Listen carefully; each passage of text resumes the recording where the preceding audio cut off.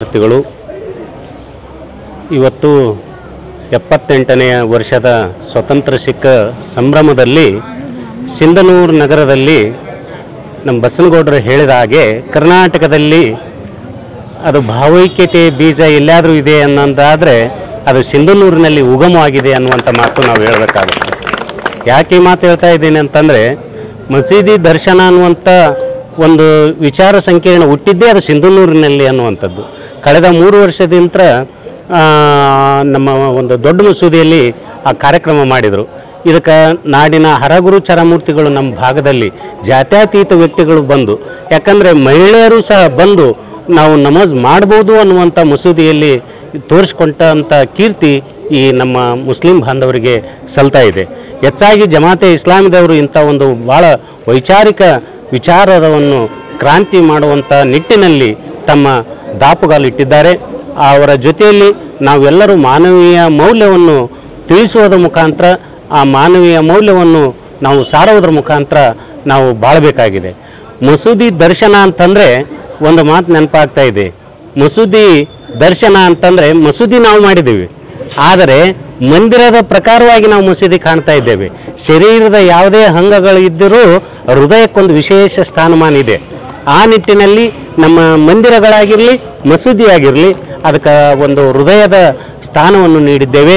ಆ ನಿಟ್ಟಿನಲ್ಲಿ ಇವತ್ತು ಮಸೀದಿ ಅಂದರೆ ಏನು ಅನ್ನುವಂಥದ್ದು, ಮಸೂದಿ ಎಂದರೆ ಜ್ಞಾನ ಕೇಂದ್ರವು, ಮಸೂದಿ ಎಂದರೆ ಧರ್ಮ ಉಗಮ ಸ್ಥಳವು, ಮಸೂದಿ ಎಂದರೆ ಶಾಂತಿ ಕೇತನವು, ಮಸೂದಿ ಎಂದರೆ ಶಾಂತಿ ಸಿಗುವ ಕುಟೀರವು, ಮಸೂದಿ ಎಂದರೆ ಧರ್ಮ ಬೀಜ ದೊರೆಯುವ ತಾಣವು, ಮಸೂದಿ ಎಂದರೆ ಭಾವೈಕ್ಯ ಸ್ಥಳವು, ಮಸೂದಿ ಎಂದರೆ ಸದ್ಭಾವನೆ ಸಂಸ್ಥೆಯು, ಮಸೂದಿ ಎಂದರೆ ಮನಸ್ಸಿನ ಮಂದಿರವು, ಮಸೂದಿ ಎಂದರೆ ಅಲ್ಲಾಹನ ವಾಸ, ಮಸೂದಿಯ ಗುರುರಾಯ.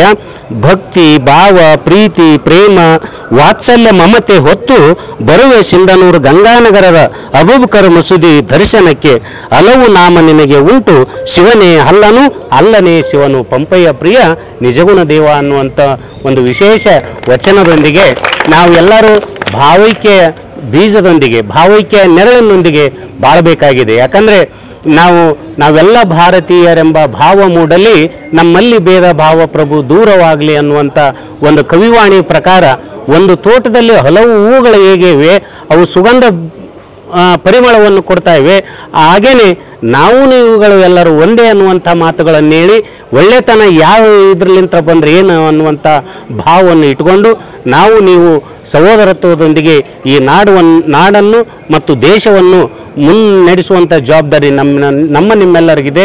ಆ ಭಗವಂತನ ಮತ್ತು ಅಲ್ಲನ ಕೃಪೆ ನಮಗೂ ನಿಮಗೆ ಎಲ್ಲರಿಗೂ ಇದ್ದು ನಾವೆಲ್ಲರೂ ಒಂದು ಆದರ್ಶ ಜೀವನದೊಂದಿಗೆ ಸಾಗೋಣ ಅನ್ನುವಂಥ ಮಾತುಗಳನ್ನು ಹೇಳಿ, ಯಾಕಂದರೆ ಹಲವು ಹಬ್ಬಗಳು ಬಂದಾಗ, ಮುಸ್ಲಿಂ ಬಾಂಧವರ ಹಬ್ಬ ಬಂದಾಗ ಹಿಂದೂಗಳು ಭಾಗಿಯಾಗಿ, ಹಿಂದೂಗಳ ಹಬ್ಬ ಬಂದಾಗ ಮುಸ್ಲಿಮರು ಭಾವೈಕ್ಯತೆ ಅಂತ ಕೂಡುವಂಥದ್ದೇ ಇದು ಸಹೋದರತ್ವ ಭಾವ ಬೀರುವಂಥದ್ದು. ಆ ನಿಟ್ಟಿನಲ್ಲಿ ವಿಶೇಷವಾಗಿ ಇವತ್ತು ಮಸೀದಿ ದರ್ಶನ ಒಂದು ಒಳ್ಳೆಯ ಒಂದು ಸಮಯ. ಯಾಕಂದರೆ ಸ್ವತಂತ್ರ ಸಿಕ್ಕಂಥ ಸಮಯದಲ್ಲಿ ಇದೂ ಒಂದು ಸ್ವತಂತ್ರನೇ ಸಿಕ್ಕ ಹಾಗೆ ಇದೆ. ಯಾಕಂದರೆ ಮಸೀದಿ ದರ್ಶನ ಅನ್ನೋದಕ್ಕೆ ಎರಡು ಮಾತಿಲ್ಲ. ನೀವೆಲ್ಲರೂ ಒಂದು ಸಹೋದರತ್ವದಿಂದ ಬದುಕಿ ಬಾಳೋಣ ಅನ್ನುವಂಥ ಮಾತನ್ನು ಹೇಳಿ, ನಮಗೂ ನಿಮಗೂ ಅಲ್ಲನ ಶಿವನ ಕೃಪೆ ಸದಾ ಇರಲಿ ಎಂದು ಭಾವಿಸಿ ನನ್ನ ಮಾತಿಗೆ ವಿರಾಮ ಕೊಡ್ತಾ ಇದ್ದೇನೆ. ಸರ್ವರಿಗೂ ಶರಣಾರ್ಥಿಗಳು.